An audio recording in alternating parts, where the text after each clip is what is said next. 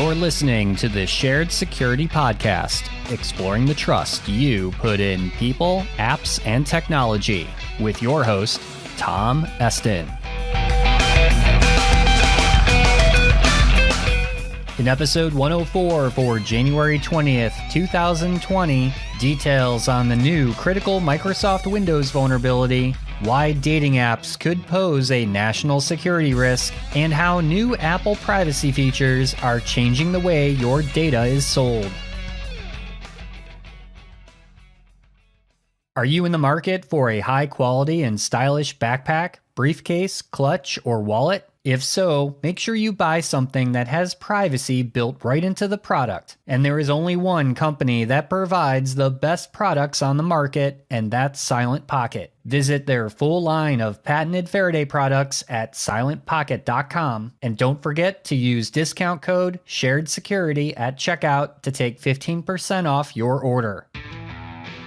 Welcome to the Shared Security Weekly Blaze podcast, where we update you on this week's most important cybersecurity and privacy news. These podcasts are published every Monday and are 15 minutes or less, quickly giving you news that you can use.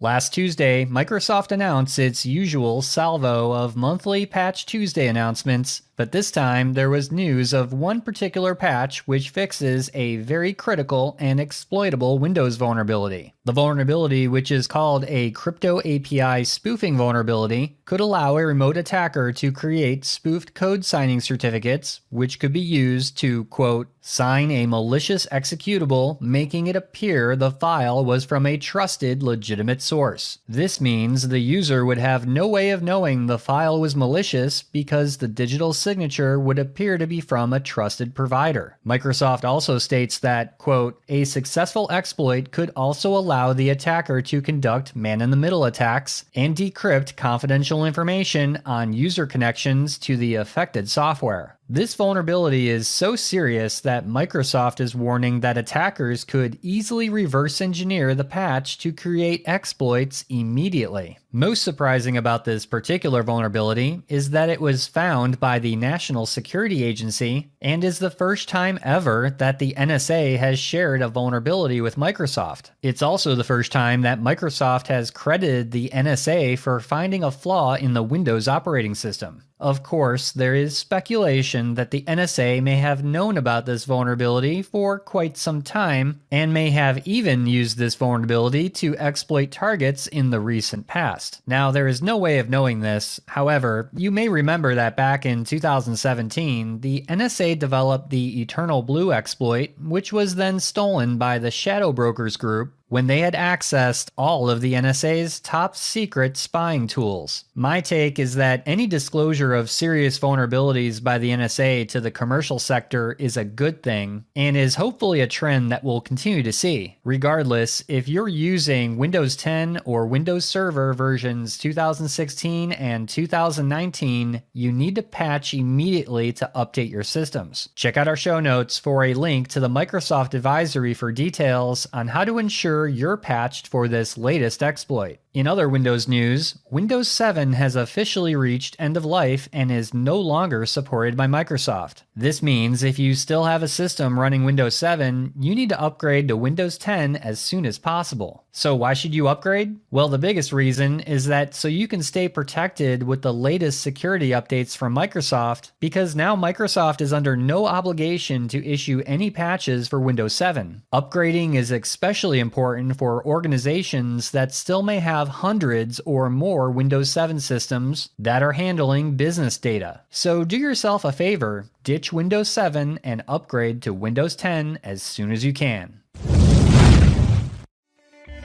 And now a word from our sponsor, Edgewise Networks. The biggest problem in security that remains unsolved are flat networks in cloud and data centers, with unprotected attack paths that allow threats to move laterally to cause data breaches.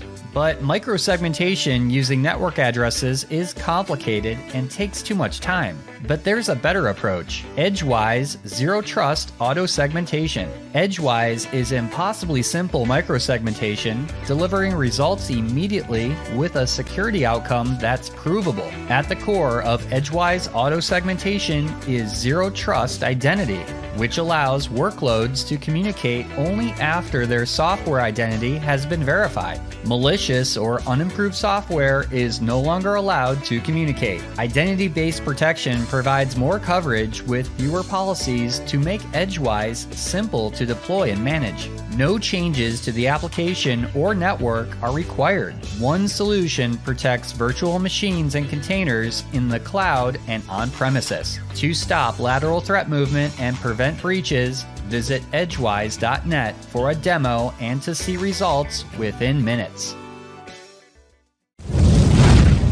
If you happen to be single, dating apps like Tinder, Hinge, and Grindr seem like a great way to meet that special someone, or perhaps that special someone right now. But did you realize that these apps collect much more personal data than you think? Not only that, but did you know that these apps have recently been classified by US government officials as a national security risk in which app data could be used by foreign intelligence agencies? So why is the US government so concerned about dating apps? Well, it all comes down to who actually owns the companies that make these apps. For example, Grindr is owned by a Chinese gaming company called Kunlun Tech, and as many of you are aware, China is very much an authoritarian country, meaning if China tells a business to hand over customer data, that business is going to do that or face arrests, fines, or worse. And app companies like Kunlun Tech don't even have to try to hide this fact, as Grindr's privacy policy even states, quote, "It cannot guarantee the security of your personal data." And the data that is collected by Grindr is also quite personal and revealing, such as preferred sexual positions, HIV status, profile pictures, race, and location data with timestamps of when the app was used. Some apps like Hinge actually collect information about a person's drug use. And requesting your data or having it removed from these apps is another challenge altogether. Privacy laws such as GDPR in Europe complicate the process when many of these companies are actually owned by US companies or others outside of Europe. As you know, only California has a privacy law, the CCPA, so the handling of your personal data may vary depending on the state you live in. So if you're currently using one of these apps, should you continue to do so? If you care about your personal data, I would strongly suggest researching your particular app's privacy policy to see how they handle and remove your data. Perhaps it's best to say that you should use these apps at your own risk,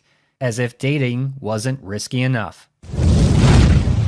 In other privacy news, new research suggests that people are now more aware of how apps are tracking their location since Apple made a change in iOS 13 last September. This update now shows pop-up messages whenever an app is attempting to access a user's location. This recent change by Apple has made such an impact that ad companies, which make money off collecting user locations, have reported that there is less location data coming in from apps. In one example, an ad company reported that 3 years ago, opt-in rates to share location data was close to 100%. Now, that number has dropped to about 50% because people have a choice whether or not to share their location data. This change also impacts ad companies that are tracking foot traffic in stores through the use of Bluetooth beacons. This same change that Apple made will also pop up a confirmation message whenever an app tries to access your Bluetooth wireless connection. So does this mean that ad companies and marketers are soon to be out of business because of this recent decline in data? No, not by a long shot. First, they still have a ton of previous data which is repackaged and continuously sold because there is a huge demand for this type of data. In fact, because the amount of this data is becoming more limited, these companies will most likely start to charge a premium, giving them even more profits. Look, your location data and anything else about you that may not seem that significant is worth money to ad and marketing companies. It's great to see that Apple is finally putting in better privacy controls to limit personal data, but even with these controls, ad and marketing companies will still find ways to monetize every piece of data that they can get.